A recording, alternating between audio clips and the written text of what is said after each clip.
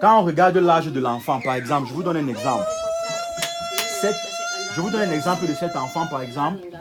On prend cet enfant, on regarde en fonction de son âge. On le met sur la balance. Le poids, un enfant d'un âge particulier est censé avoir un poids pour cet âge. Donc si on prend par exemple cet enfant et on le mesure, on voit qu'il a un poids qui est en dessous de son âge. On le considère comme un enfant malnutri.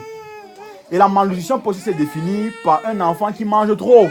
Parce que beaucoup manger aussi peut donner la malnutrition. Donc on vient aujourd'hui, c'est pour vous éduquer un peu, pour que quand vous voulez préparer la nourriture, ce n'est pas seulement le manioc.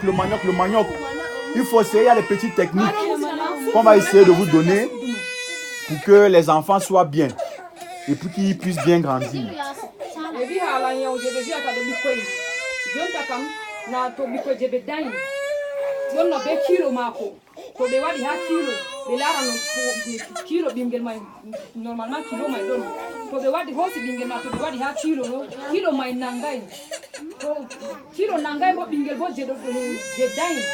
Kilo nangai na nyope bingel bo je nyamata bodum kilo makuzata ya ha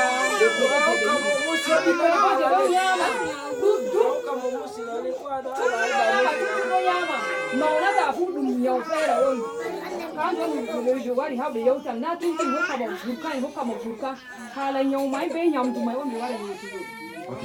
Maintenant on va aller un peu dans une discussion. Je vais prendre quelqu'un au hasard. C'est quoi, bébé? Viens. C'est quoi? Il veut t'étudier. Bon, je vais prendre quelqu'un au hasard.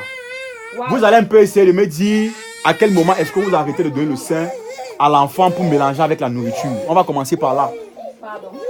Je veux prendre quelqu'un une femme au hasard pour qu'elle essaie de me dire à quel âge est-ce qu'elle enlève l'enfant du sein et qu'elle commence à lui donner de la nourriture. On va commencer par là. Donc là, on prend une personne au hasard, je vais dire